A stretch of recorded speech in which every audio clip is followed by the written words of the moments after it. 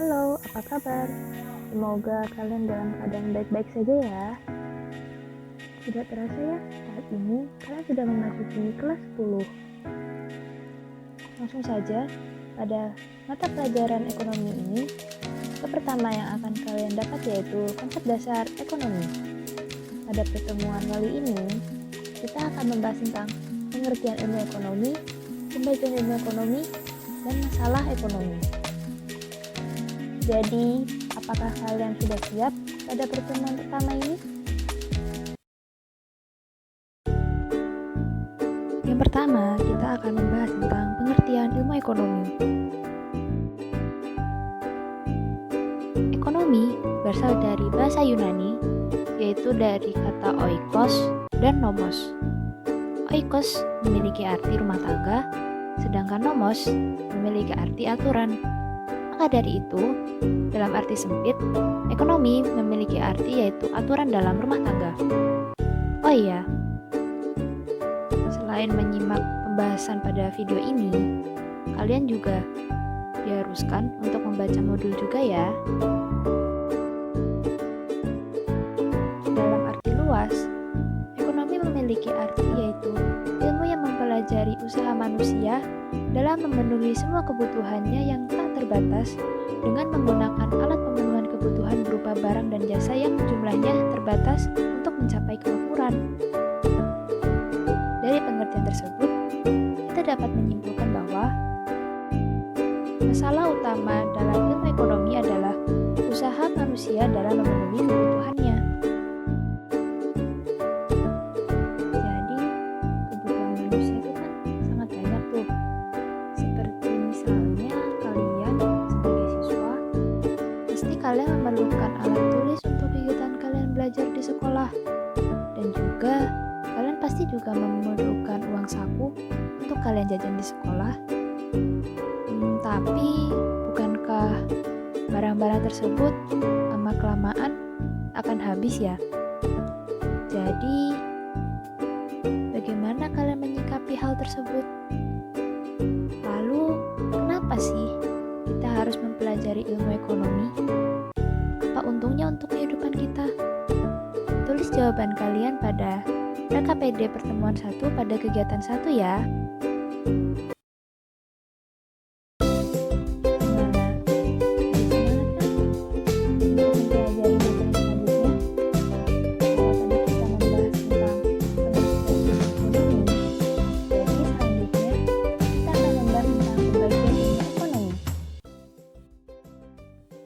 Dalam pembagiannya, ilmu ekonomi dibagi menjadi 3, yaitu ilmu ekonomi deskriptif, ilmu ekonomi terapan, dan yang terakhir yaitu teori ekonomi. Selanjutnya, yaitu kita akan membahas tentang teori ekonomi deskriptif. Sebelum lanjut pada materi ini, bacalah terlebih dahulu materi yang ada di modul ya, supaya kalian lebih mudah untuk memahaminya. Teori ekonomi deskriptif ini membahas tentang kehidupan ekonomi pada suatu wilayah dalam kurun waktu tertentu. Nah, informasi yang disajikan pada teori ekonomi deskriptif berupa angka, grafik, kurva, atau model lainnya. Contoh penerapan teori ekonomi deskriptif ini yaitu seperti data PDRB, data tingkat kemiskinan di suatu wilayah, data tingkat pengangguran di Indonesia, dan data-data lainnya yang disajikan dengan model angka, grafik, kurva, atau yang lainnya. Jadi, apakah kalian bisa menyebutkan contoh lainnya? Setelah tadi kita membahas tentang ilmu ekonomi deskriptif yang berupa data secara fakta di lapangan yang berupa angka, grafik, tabel, dan sejenisnya. Lalu selanjutnya kita akan membahas ilmu ekonomi selanjutnya yaitu ilmu ekonomi terapan. Oh iya, sebelum sebelumnya, kalian sudah membaca materi ini di modul kan? Jika sudah, simak penjelasan pada video ini ya. Teori ekonomi terapan merupakan pembagian ilmu ekonomi yang membahas hasil pemikiran dalam teori ekonomi yang digunakan untuk menerangkan ekonomi deskriptif. Contohnya, jika kalian ingin meneliti tentang pengaruh perkembangan UMKM dengan jumlah tenaga kerja di Indonesia pada tahun 2020, maka data yang kalian perlukan yaitu data jumlah UMKM di Indonesia dan data jumlah tenaga kerja di Indonesia. Nah, data UMKM dan data jumlah tenaga kerja tersebut merupakan bagian dari ilmu ekonomi deskriptif. Sedangkan analisis kalian tentang pengaruh perkembangan UMKM dengan jumlah tenaga kerja tersebut merupakan bagian dari ekonomi pan. Nah, sampai sini sudah paham kan? Selanjutnya, kita akan membahas pembagian ilmu ekonomi yang terakhir, yaitu teori ekonomi. Jadi, teori ekonomi merupakan pembagian ilmu ekonomi yang membahas tentang kehidupan ekonomi yang berlandaskan teori yang biasanya berasal dari seorang ahli atau sumber lainnya, seperti kegiatan penelitian.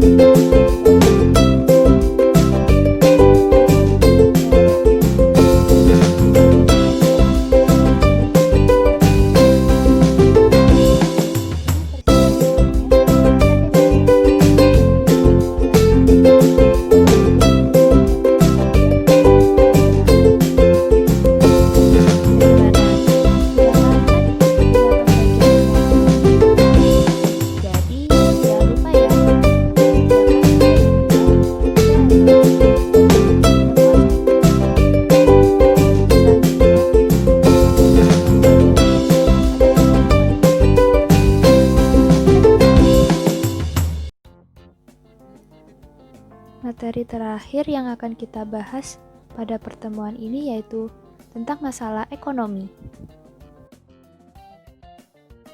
Ada dua teori yang digunakan untuk menjelaskan masalah ekonomi, yaitu teori ekonomi klasik dan teori ekonomi modern. Dalam teori ekonomi klasik, masalah ekonomi dibedakan menjadi tiga, yaitu masalah produksi, masalah distribusi, dan masalah konsumsi. Masalah yang muncul pada produksi yaitu kekhawatiran produsen apabila barang yang diproduksinya itu tidak dikonsumsi oleh masyarakat. Jadi dengan kata lain, produsen khawatir bahwa barang produksinya itu tidak sesuai minat dan kebutuhan masyarakat. Oleh karena itu, produsen dituntut untuk menciptakan inovasi untuk produknya dan disesuaikan dengan selera dan kebutuhan masyarakat. Lalu, pada distribusi atau penyaluran barang produksi dari produsen ke konsumen, yaitu adalah pada sarana dan prasarananya. Dibutuhkan sarana dan prasarana yang baik agar barang hasil produksi dari produsen bisa sampai pada masyarakat dengan baik. Lalu yang terakhir, yaitu pada masalah konsumsi. Masalah yang muncul yaitu, apakah hasil produksi sudah didistribusi ke masyarakat dengan baik? Lalu pada teori ekonomi modern, sebenarnya masalah yang dikemukakan pada teori ekonomi modern ini sama dengan teori ekonomi klasik, hanya saja penekanannya yang berbeda. Pokok permasalahan pada teori ekonomi modern yaitu what and how much, atau barang dan jasa apa yang diproduksi dan berapa banyak. Lalu how, atau bagaimana barang dan jasa diproduksi dan oleh siapa. Lalu yang terakhir for whom, atau untuk siapa barang dan jasa tersebut diproduksi. Nah, yang pertama, kita akan membahas what and how much, atau barang dan jasa apa saja yang diproduksi dan berapa banyak. Pertanyaan ini mengarah pada jenis barang apa yang harus diproduksi dan berapa banyak jumlahnya. Nah, lalu kenapa tidak semuanya aja yang diproduksi? Nah, kembali kepada pembahasan kita di awal bahwa sumber daya sifatnya langka atau terbatas, sedangkan kebutuhan kita tidak terbatas. Jadi, kita harus bisa memilih secara tepat barang dan jasa apa sih yang harus diproduksi dan berapa banyak jumlahnya. Lalu yang kedua yaitu how, atau bagaimana barang dan jasa diproduksi dan oleh siapa.